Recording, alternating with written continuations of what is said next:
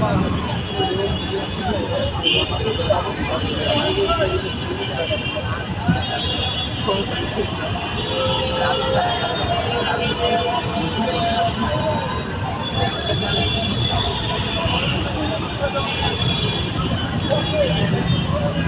ভাই এমন দিন ভিডিও করতে আইছেন, বাতাসের লেগে সব পেঁয়াজ যেতেছে নষ্ট হয়ে।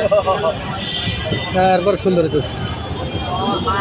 ইউনিক একটা জিনিস, গরম জিলাপি রাস্তায়। প্রতিদিন কটা থেকে কটা পর্যন্ত ভাই? আমরা এখানে আসর আজানের সময় থাকি রাত 10:30 11টা। আরে কি মানে সব চিনি জিলাপি, গুড়ের জিলাপি বানানো?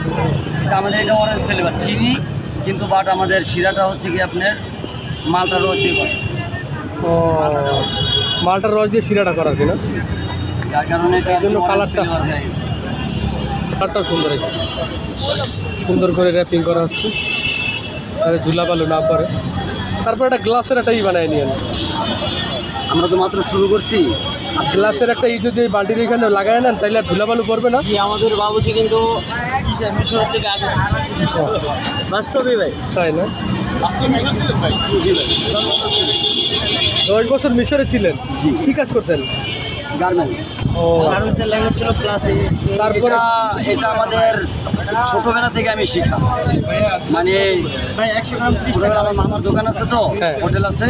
তো চাকরি ছেড়ে হঠাৎ ব্যবসায়? আসলে চাকরি আর ব্যবসার মধ্যে তফাৎ কি? নিজে উদ্যোক্তা হওয়া ভালো না? ও আচ্ছা। আরেকজনের এই জন্য সদূর মানে মিশর থেকে আপনার জব ছেড়ে আপনি এই যে স্ট্রিট ফুডের বিজনেসে নেমে গেছেন, এই তো? জি জি, ইনশাআল্লাহ ঠিক আছে। বিদেশি খাবার। হ্যাঁ আর এই জিলাপিটা হচ্ছে কি আমাদের প্রাচীন বা আমাদের দেশি একটা যে সংস্কৃতি, বাঙালির যে একটা মানে আবেগ থাকে, যে আমাদের দাদা বা নানারা আগে বাজারে গেলে মেলা থেকে নিয়ে আসতো, এখন তো সচরাচর পাওয়া যায় না।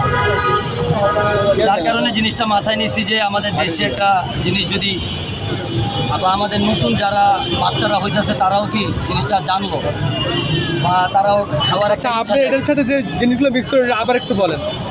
এটা আমি মালটা রস দিয়ে শিরাটা করা, আর এছাড়া চাইলের গুঁড়া, আর হচ্ছে কি আপনার ময়দা দিয়ে খামিরটা করা। কিন্তু আশা করি অন্য 10 জায়গা থেকে ইনশাল্লাহ ভালো হবে। তার মানে এখন শুরু করছেন, পরবর্তীতে এনে গ্লাস করা অবশ্যই এটার উন্নত করবো, অবশ্যই আমি মডিফাই করবো।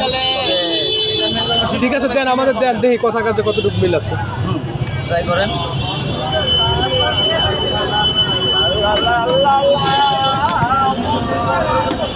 মিরপুর সিটি গ্যারান্টি আছে, সমস্যা নেই, টেস্টের বিষয়।